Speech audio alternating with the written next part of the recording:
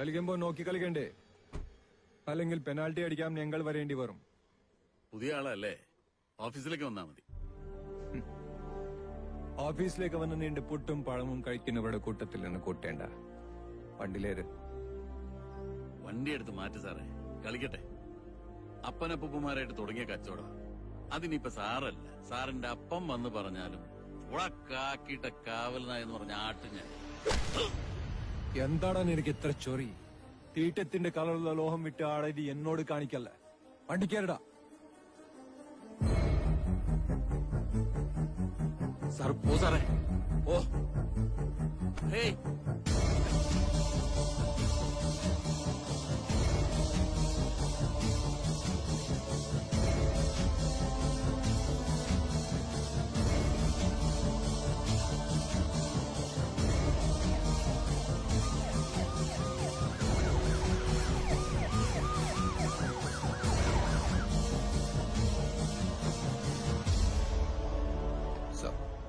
ശ്രീനിവാസ, പിടിച്ച എൻകൗണ്ടർ തീർക്കാൻ തമിഴ്നാടൊന്നും അല്ലത്.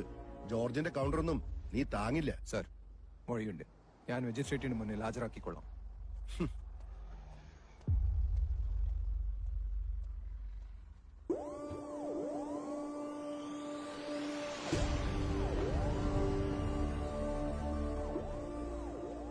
ശ്രീനിവാസൻ തമിഴ്നാട്ടിൽ നിന്നാ.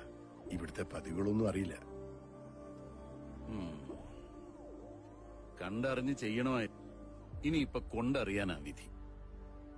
അവനെന്തെങ്കിലും അറിവില്ലായ്മ ചെയ്തിട്ടുണ്ടെങ്കിൽ ക്ഷമിക്കണം. ആ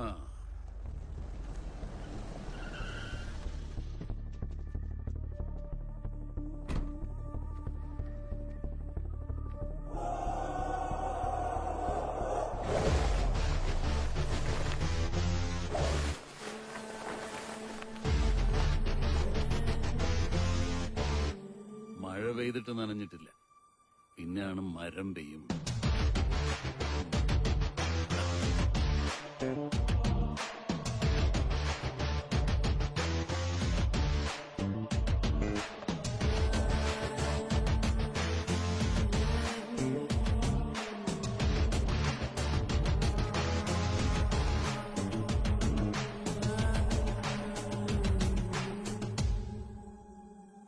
നീ വരുന്നു. നീ എന്നതായി കാണിക്കുന്നേ? മര്യാദക്ക് ഭക്ഷണം കഴിച്ച്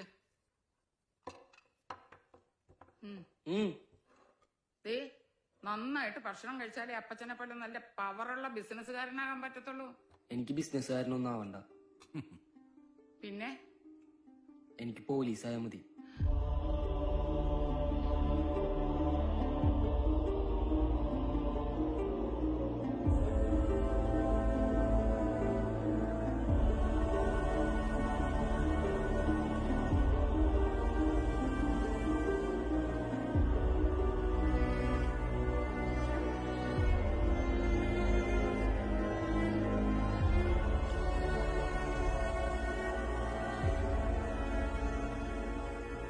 മരണം വരുമൊരു നാൾ, ഓർക്കുക മർത്യാ നീ, കൂടെ പോരും നിൻ ജീവിത ചെയ്തികളും, സൽകൃത്യങ്ങൾ ചെയ്യുക നീ അലസത കൂടാതെ.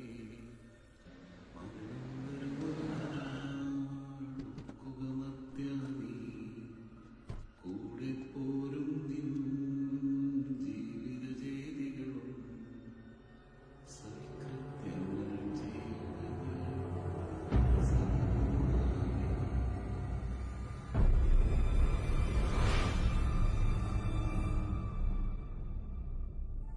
അന്ന് ജോർജ് പീറ്ററിനെ അറസ്റ്റ് ചെയ്യേണ്ട 4 പോലീസുകാരിൽ 3 പേർ ശ്രീനിവാസൻ സാർ അടക്കം കൊല്ലപ്പെട്ടു.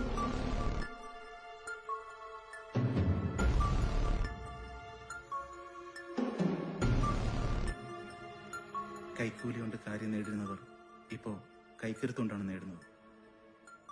എല്ലാം നിയന്ത്രിക്കുന്നത് ജോർജ് പീറ്ററാണ്. ഞാനിപ്പോ എന്റെ മരണത്തെ കാത്തിരിപ്പാണ്. നമുക്കൊന്നും ചെയ്യാനാകില്ല സാർ. ചെയ്യാനാവുമോ എന്ന് നോക്കാം. ഇത് തന്നെയാണ് ശ്രീനിവാസൻ സാറും പറഞ്ഞത്.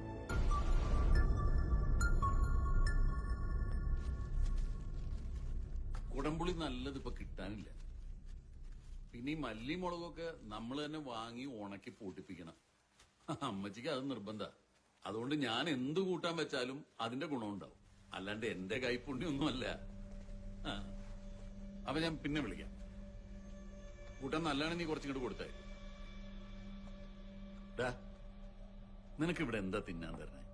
സാർ, ഞാൻ നിന്നോട് പറഞ്ഞിട്ടില്ലേ എന്നെ സാറേന്ന് വിളിക്കരുത്?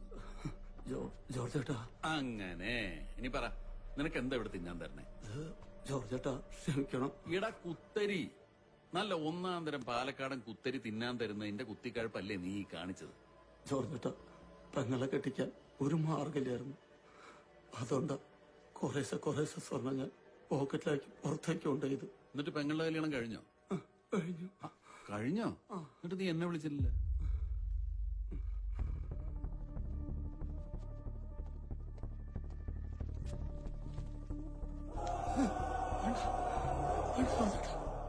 വേണ്ട.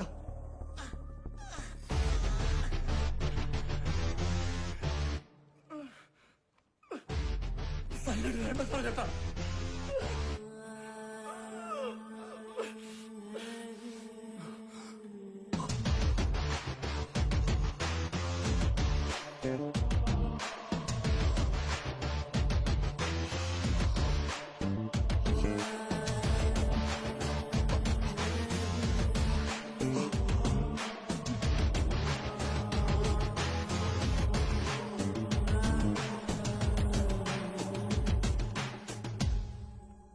പ്രാർത്ഥിച്ചാൽ തീരാത്ത പാവമൊന്നുമില്ല. ഇന്ന് വൈകിട്ടൊരു ഉപവാസമുണ്ട്. മരണം വരുമൊരു നാൾ ഓർക്കുക മർത്യാ നീ, കൂടെ പോരും നിൻ ജീവിത ചെയ്തികളും, സൽകൃത്യങ്ങൾ ചെയ്യുക നീ അലസത കൂടാതെ. മരണം വരുമൊരു നാൾ ഓർക്കുക മർത്യാ നീ.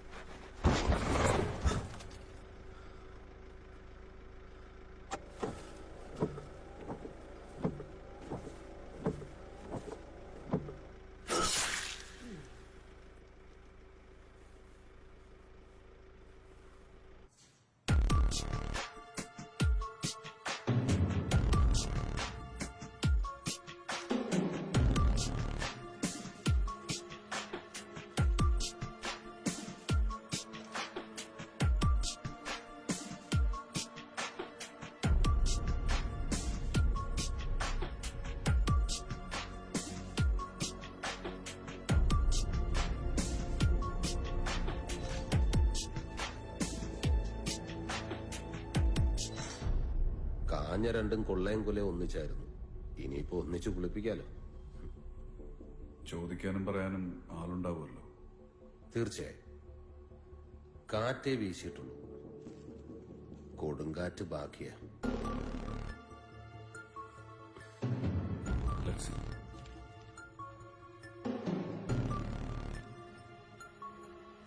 ഈ ബാച്ചിലുള്ള ബ്ലേഡ് ആർക്കാ നിങ്ങൾ നൽകിയത്? അതങ്ങനെ നോട്ട് ചെയ്യാറൊന്നുമില്ല. എനിക്കിത് ആരാ വാങ്ങിയതെന്ന് കൃത്യമായി അറിയണം. ഹോസ്പിറ്റലുകൾക്ക് പുറമെ നഴ്സിംഗ് ഹോമുകളിലേക്കും ചില പ്രാക്ടീസ് ചെയ്യുന്ന ഡോക്ടേഴ്സ് ഒക്കെ വാങ്ങാറുണ്ട്.